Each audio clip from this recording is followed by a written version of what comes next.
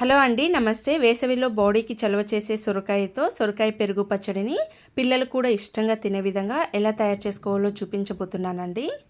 రైస్కి, చపాతీలోకి సర్వ్ చేసుకున్న, డిన్నర్కి, బ్రేక్ఫాస్ట్లోకి ఇలాగే డైరెక్ట్గా తిన్నా కూడా చాలా టేస్టీగా ఉంటుందండి. ఇంకెందుకు ఆలస్యం, ఎలా తయారు చేసుకోవాలో చూసేయండి. ఈ సొరకాయ పెరుగు పచ్చడిని తయారు చేసుకోవడానికి ముందుగా స్టవ్ పైన ప్యాన్ పెట్టుకొని 2 టేబుల్ స్పూన్ల ఆయిల్ని వేసుకోండి. ఆయిల్ హీట్ అయిన తర్వాత 1 టీ స్పూన్ ఆవాలు, 1 టీ స్పూన్ జీలకర్రని, 1 టీ స్పూన్ పచ్చిశనగపప్పుని వేసుకొని లైట్గా వేయించుకోండి.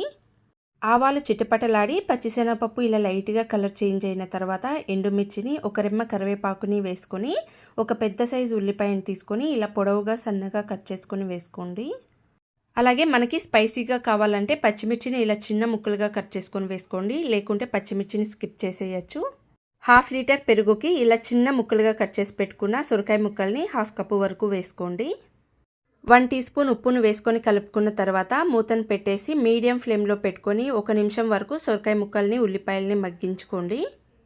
ఉల్లిపాయల్ని, సొరకాయ ముక్కల్ని ఈ విధంగా లైట్గా మగ్గించుకున్న తర్వాత ఇందులోనే ఇలా సన్నగా తురుము పెట్టుకున్న 1 కప్పు వరకు సొరకాయ తురుముని వేసుకోండి. పెరుగు పచ్చడిలో ఇలా సన్నగా తురుముకున్న సొరకాయ తురుమును వేసుకొని చేసుకోవడం వలన పెరుగు పచ్చడి టేస్ట్ డబల్ అవ్వడమే కాకుండా పిల్లలు కూడా ఇష్టంగా తినేస్తారండి. ఇప్పుడు 1 టీ స్పూన్ పసుపును వేసుకొని పసుపు, పోపు మొత్తం సొరకాయ తురుముకి పట్టే విధంగా కలుపుకున్న తర్వాత సగం టీ గ్లాస్ వరకు నీళ్ళని వేసుకొని మూతను పెట్టేసి మీడియం ఫ్లేమ్లో పెట్టుకొని సొరకాయ తురుము మెత్తగా అయ్యే వరకు మగ్గించుకోండి. ఫ్లేమ్ని లో టు మీడియం ఫ్లేమ్లోకి అడ్జస్ట్ చేసుకుంటూ మధ్య మధ్యలో కలుపుకుంటూ మనం వేసుకున్న సొరకాయ ముక్కలు, సొరకాయ తురుము ఈ విధంగా మెత్తగా ఉడికిన తర్వాత స్టవ్ ఆఫ్ చేసేసేయండి. స్టవ్ ఆఫ్ చేసుకున్న తర్వాత 1/2 ఇంచు అల్లం, 2 వెల్లుల్లి రెబ్బల్ని తీసుకొని ఇలా కచ్చా పచ్చగా దంచుకొని వేసుకోండి. అలాగే కొద్దిగా కొత్తిమీర తరుగుని వేసేసి ప్యాన్ని పక్కకు దింపేసుకొని సొరకాయ ముక్కలన్నీ కూడా పూర్తిగా చల్లారనివ్వండి.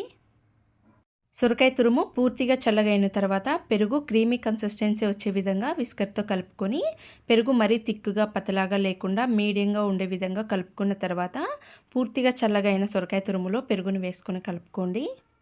సొరకాయ తురుము కొంచెం వేడిగా ఉన్నా కూడా పెరుగు విరిగిపోతుంది కాబట్టి పూర్తిగా చల్లగైన తర్వాత మాత్రమే పెరుగును వేసుకొని కలుపుకోవడం వలన డే మొత్తం కూడా పెరుగు పచ్చడి ఇలాగే క్రీమీగా ఉంటుందండి. సొరకాయ తురుము మొత్తం పెరుగులో కలిసే విధంగా ఇలా కలిపేసుకొని సర్వింగ్ బౌల్లోకి తీసేసుకుంటే హెల్దీగా, టేస్టీగా సొరకాయ పెరుగు పచ్చడి రెడీ అయిపోతుందండి. ఈ సమ్మర్లో సొరకాయతో పెరుగు పచ్చడి క్రీమీగా ఈ విధంగా చేసి పెట్టారంటే పిల్లలు కూడా ఇష్టంగా తినేస్తారండి. డైట్ చేసే వాళ్ళకు కూడా ఈ సొరకాయ పెరుగు పచ్చడి చాలా ఉపయోగపడుతుందండి. ఇదే విధంగా మీరు కూడా ఒకసారి ట్రై చేసి మీకు ఎలా వచ్చిందన్నది మీ ఫీడ్బ్యాక్ని నాతో షేర్ చేసుకోండి. ఈ రెసిపీ మీకు నచ్చినట్లయితే లైక్ చేసి ఇలాంటి మరిన్ని సింపుల్ టేస్టీ రెసిపీస్ కోసం తప్పకుండా సబ్స్క్రైబ్ చేసుకోండి.